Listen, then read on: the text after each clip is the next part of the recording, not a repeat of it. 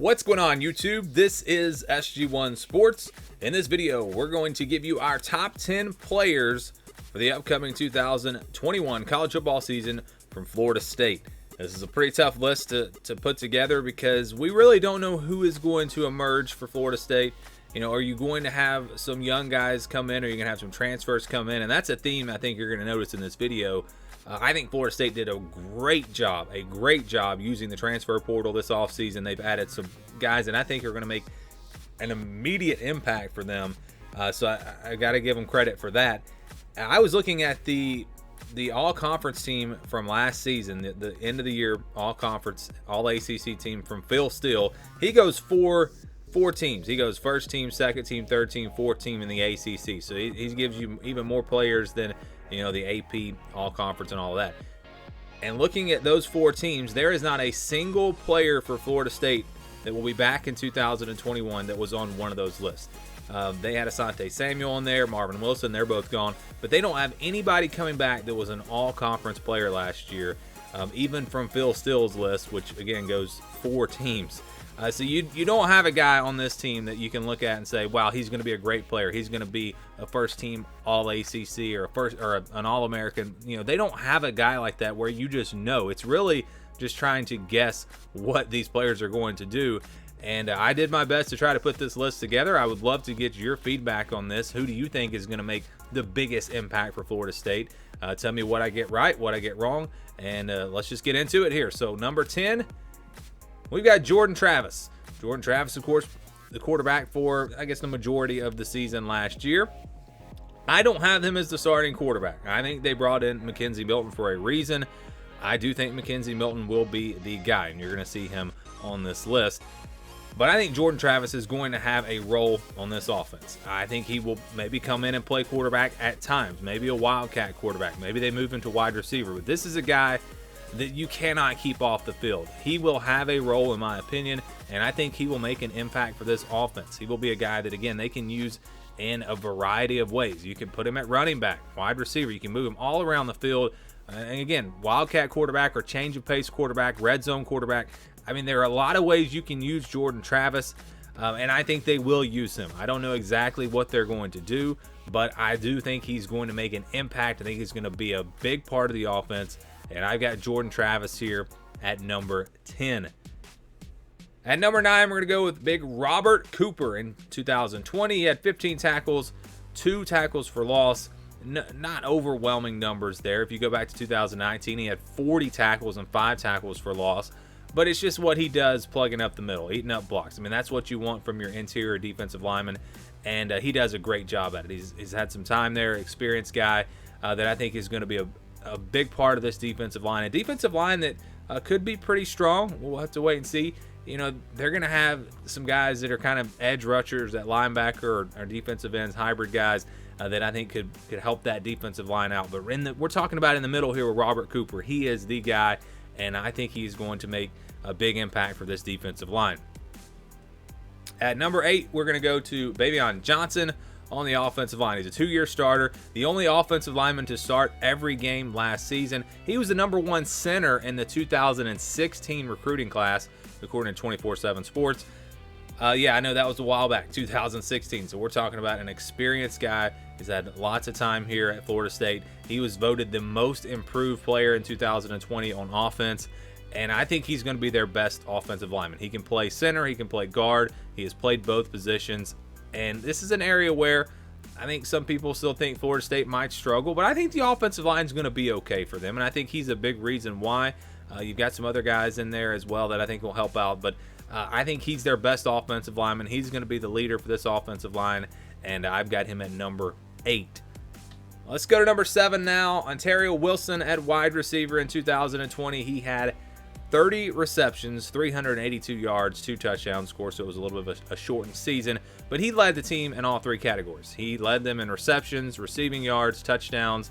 We only had 2. That tells you how bad this passing game was last year. Their leading receiver had 2 touchdowns. That's got to change. That's got to get better this year if they're going to improve. But I think he's going to be the go-to guy. You look at these receivers, I think you're going to see a lot of young guys really play a major role for them. They've got some big-time freshmen coming in that I think are going to see the field and going to make an impact. But I still think he's the veteran. He's the guy that's going to be, he's the go-to guy. When you need a third down conversion, they're going to look to Wilson. And I think that's why he is one of the I think he's the most impactful wide receiver. Maybe not the most talented. And again, we're not necessarily looking at the most talented players. We're talking about the top 10 players. 10 players are going to have the biggest impact. And I think he's going to be the biggest impact for them at wide receiver. At number 6, we got a transfer coming in. Jamie Robinson comes in from South Carolina. In 2020, he had 73 tackles, was number 2 on the team, again, at South Carolina. Broke up 4 passes, had an interception, 2 tackles for loss. He's just a versatile player. I think he's going to probably wind up there at the nickelback.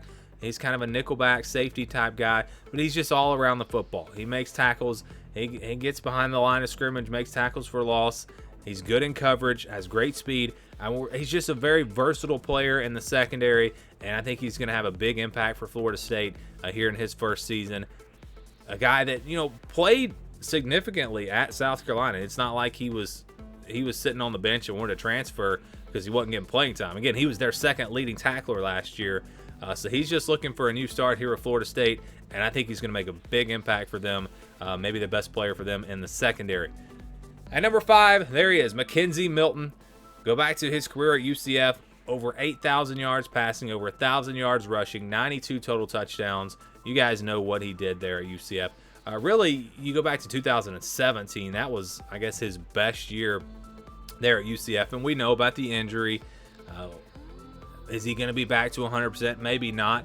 But I think he's going to be the guy. Again, when you look at the spring game and you just look at some of the throws he was able to make, I mean, he was able to make throws that not many quarterbacks can make in college football. And I think he's got the confidence to make those throws. He's got the arm to back it up. And he just gives you so much more as a passer than Jordan Travis. Now, as a runner, I don't expect him to be as good as he once was. But I think he's going to be mobile enough to where he's going to be able to move around the pocket. He'll be able to run and get you a few yards when he needs to. But I don't think he's going to be a real dual threat type quarterback back there. But I don't think they need that. Again, you've got Jordan Travis. You can bring him in certain situations in the red zone. It's wildcat quarterback, things like that. A guy that can run and can throw. It's not going to be a guy that's sitting back there and the defense says, well, it's Jordan Travis. We know they're going to run the football. Well, no, he can throw, and so I think they will use him. But I think Mackenzie Milton is going to be the guy. I think he transferred here for a reason. I think they brought him in for a reason. They believe in him. And again, when I just watched the spring game and just watched some of the throws that he was able to make and the way the players reacted to him, it just felt like he was going to be the guy, in my opinion. I may be wrong. And if I'm wrong, maybe Jordan Travis shoots up this list and Mackenzie Milton won't be on this list at all. But I think he's going to be the guy for them. And I think he's going to make a big impact and really improve this passing game with some of these young players they're bringing in. I think they have a chance to be much better in that area. At number 4, we got Kara Thomas of South Carolina, another guy that came in from South Carolina, just like Jamie Robinson. You look at his career stats, he had 142 tackles there at South Carolina, 19.5 tackles for loss, 8.5 sacks, 3 forced fumbles. This is his 6th year. He's a 6th-year senior. This is a guy that's played a lot of football. He's very versatile on the defensive line. He can play inside, outside, a good pass rusher, good against the run, just an all-around really solid player. And a chance, I think, to be a huge boost for them on that defensive line. Might wind up even higher on this list. We'll wait and see. But I think he's going to, again, really help them out on the defensive line. Number 3, we got Amari Gaynor, linebacker, who has been here for a few years now. 65 tackles last season, 5 tackles for loss, 3.5 sacks back in 2019. This is a versatile linebacker, a guy that is, probably a pass rusher first, but he can play in coverage as well. He's got a lot of speed there for a linebacker. He led them in tackles last season, and he might lead them in tackles again this year. I think he's going to be arguably their best linebacker, but I actually have someone else that we'll talk about in a second. Their most versatile linebacker, let's put it that way, and I think he's going to be a big-time leader for them. Amari Gaynor, I think, number 3 here for Florida State. Let's go to number 2. Ja'Shawn Corbin, running back. He's number 2 on this list. 401 yards rushing last season, 5 yards per carry, 5 touchdowns. 115 yards receiving as well. You know, they were one-dimensional. They were one-dimensional last year. I think that didn't help him, but still averaging 5 yards per carry. We've seen what he can do. He's the total package. He's got the power. He's got the speed. And I think he's a guy that is going to be their workhorse. Again, going to be the main guy. But they have other options. You know, I look at DJ Williams, a transfer coming in from Auburn. I think he has a chance to really see the field. They've got some other guys, some explosive players at running back. But I think at the end of the day, he's going to be their best running back. He's going to get the majority of the carries and might be their best player offensively. Let's go to number 1 now. It's another transfer. It's Jermaine Johnson, comes in from Georgia. Go back to 2020, he had 16 tackles, 5 sacks, but he only played 7 games, so he was averaging almost a sack per game. Has not played a full season yet. Had some injuries and things, but I think now that he has a new home here at Florida State, a place where he can really shine. I mean, Georgia has so much talent, especially at that linebacker spot. I think that he is a guy that's going to have a big year. Again, kind of a guy that's a hybrid linebacker, defensive end. He is a pass rusher, though, and if you go back to this spring, he was pretty much unblockable. I mean, if you just go back to the spring game, they couldn't block him with one guy. I know Florida State's offensive line is not great, but this is a guy that I think is going to be a game changer. I think he's going to be their best player on defense. I think he's going to be their best player on the entire team. I think he's going to, again, make an instant impact, and he's a guy that can completely change a football game.